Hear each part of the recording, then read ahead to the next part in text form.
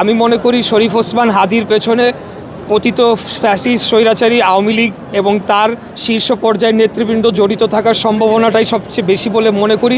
দেখেন, আমি বলবো যে প্রত্যেকটি হত্যাকাণ্ডই ভিন্ন ভিন্ন একটা প্রেক্ষাপটে হয়েছে। আমরা প্রত্যেকটি হত্যাকাণ্ড আমি অন্তত আমার দৃষ্টিকোণ থেকে মনে করি একটা ভিন্ন উদ্দেশ্য থাকতে পারে বলে প্রতীয়মান হচ্ছে। আমাদের গতকাল স্বেচ্ছাসেবক দল ঢাকা মহানগর উত্তরের সাবেক সভাপতি মুসাব্বিরকে যেভাবে হত্যা করা হয়েছে সেটার কিন্তু ইতিমধ্যে বেশ কিছু সিসিটিভি ফুটেজ এবং আলামত পাওয়া গিয়েছে। তাই আমি বলবো আইন শৃঙ্খলা রক্ষাকারী বাহিনী যাতে দ্রুততম সময়ে এটা আপনার তদন্ত করে তারা যাতে প্রকৃত দোষীদেরকে চিহ্নিত করে বের করতে পারে সেই পদক্ষেপ তাদেরকে নেওয়া উচিত।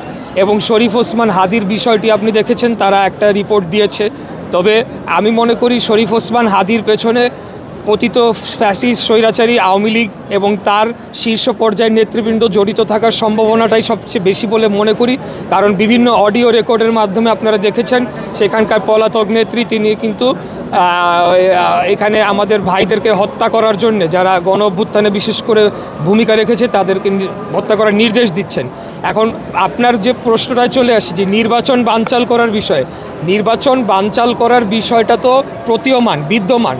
এখানে যারা বাদ পড়ে যাবে রাজনৈতিকভাবে, যারা এখন তাদের অংশগ্রহণ করার কোনো সুযোগ নাই, যাদেরকে জনগণ ঘৃণাভরে প্রত্যাখ্যান করেছে, তারা চাইবেই যে নির্বাচনটা যাতে সুষ্ঠুভাবে সম্পন্ন না হোক, এটা তাদের মোটিভ। আর এর বাইরে আমি বলবো যে অন্যান্য যারা যে সকল রাজনৈতিক দল রয়েছে তাদেরকে এখন একটা দায়িত্বশীল আচরণ করতে হবে। বাংলাদেশে নির্বাচনের অন্য কোনো বিকল্প নেই, একটা নির্বাচিত সরকারের অন্য কোনো বিকল্প নেই। যত যাই হবে, যত কিছুই হবে, আগামী নির্বাচনটা হতেই হবে এবং আগামী নির্বাচিত সরকারের মাধ্যমে আমাদের যে সকল দুর্বলতা রয়েছে সেগুলোকে কাটিয়ে ওঠে নতুন বাংলাদেশ গড়ার জন্য আমরা আমাদের কাজ করে যাবো ইনশাল্লাহ।